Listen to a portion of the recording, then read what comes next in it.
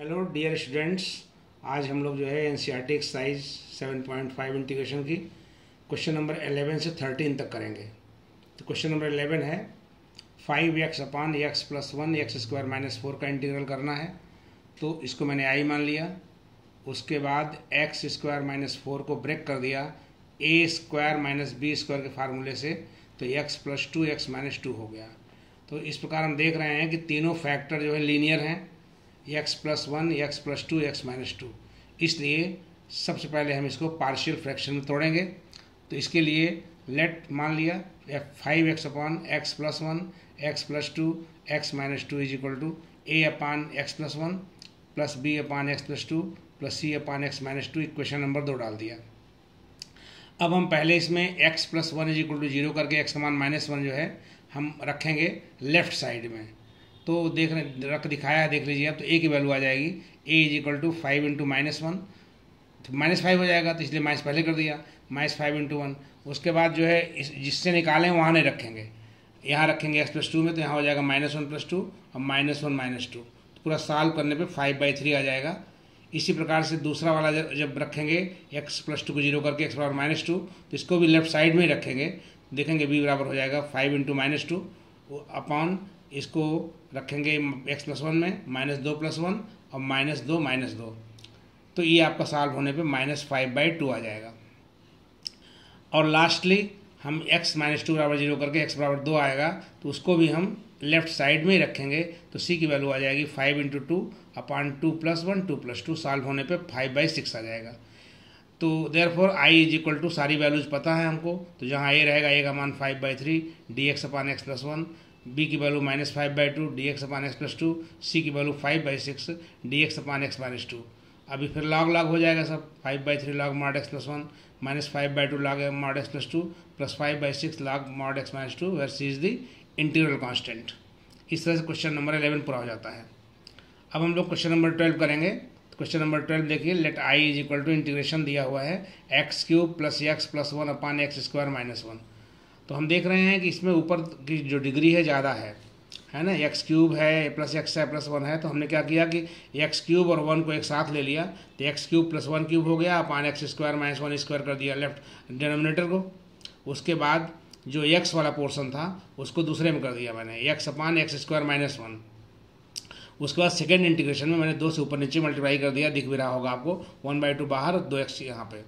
तो second integral में हम देख रहे हैं कि नीचे वाले का डिफरेंशियल ऊपर मौजूद है, इसलिए इसका इंटीग्रेशन जब करेंगे तो हाफ बाहर रहेगा, log mod x square minus 1 हो जाएगा plus c1, where c1 is the integral constant. और जो पहला वाला है उसमें a³ प्लस b³ फार्मूला लगाएंगे, तो x plus 1 x square minus x plus 1 हो जाएगा।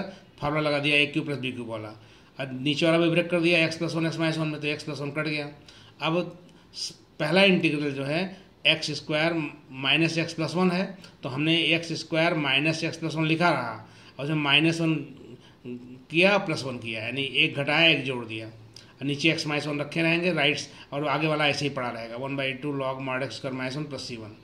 उसके बाद जो एक्स स्क्वायर माइनस 1 है उसको ब्रेक कर दिया एक्स प्लस 1 एक्स माइनस 1 में, और नीचे एक्स माइनस 1 पड़ा रहेगा।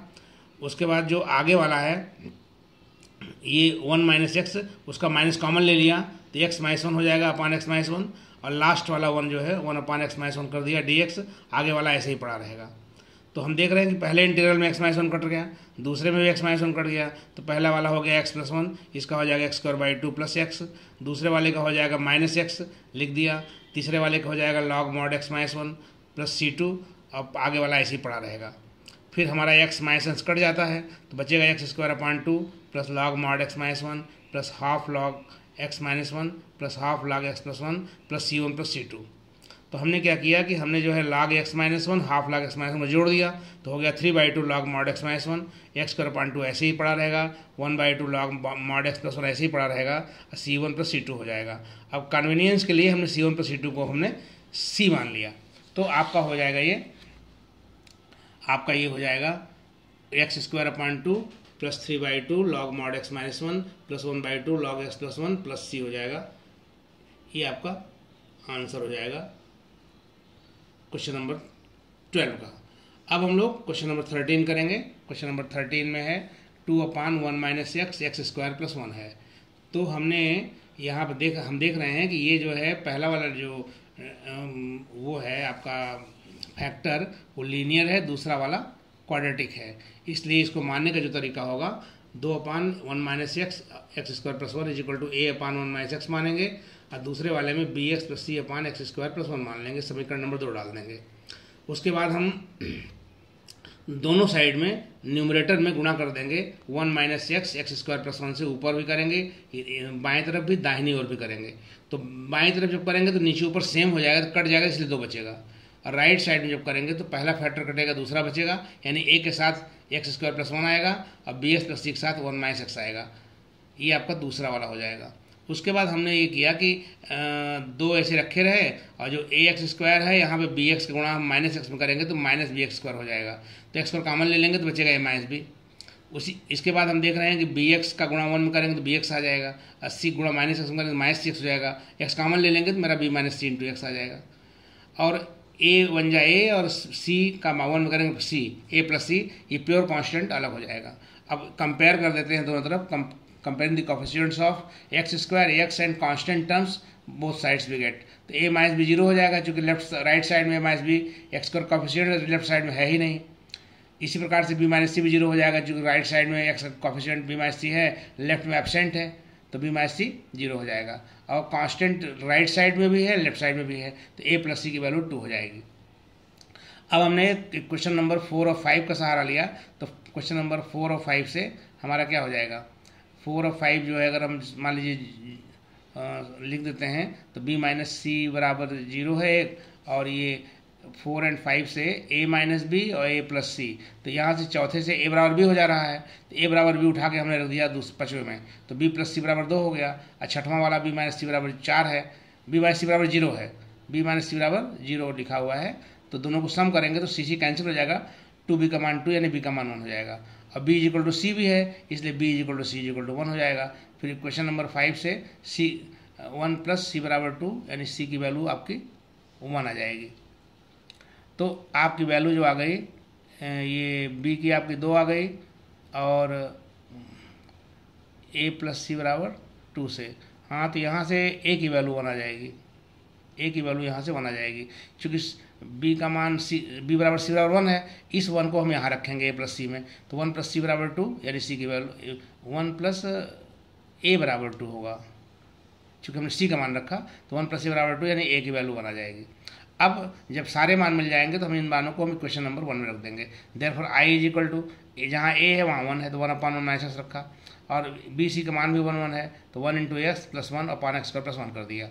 अब पहले वाले का इंटीग्रल क्या हो जाएगा, log mod 1 माइनस एक्स हो जाएगा, और कॉफिशियंट एक्स का -1 है, इसलिए -1 से डिवाइड करेंगे तो ये माइनस यहाँ आ जाएगा, प्लस c1।